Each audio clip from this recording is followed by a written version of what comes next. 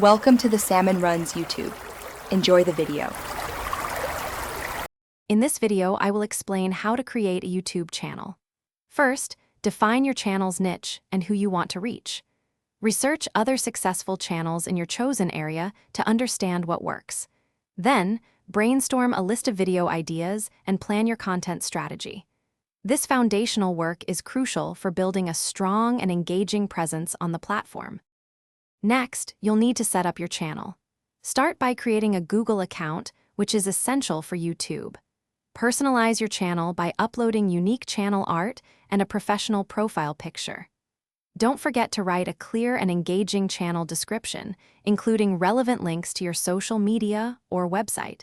These steps help establish your brand identity.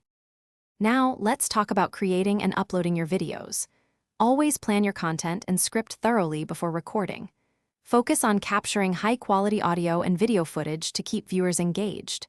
After recording, edit your videos to ensure they are clear, concise, and entertaining.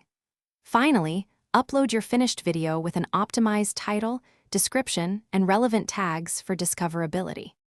To grow your channel, actively promote your videos across various social media platforms. Engage with your audience by responding to comments and creating community posts to build a loyal following.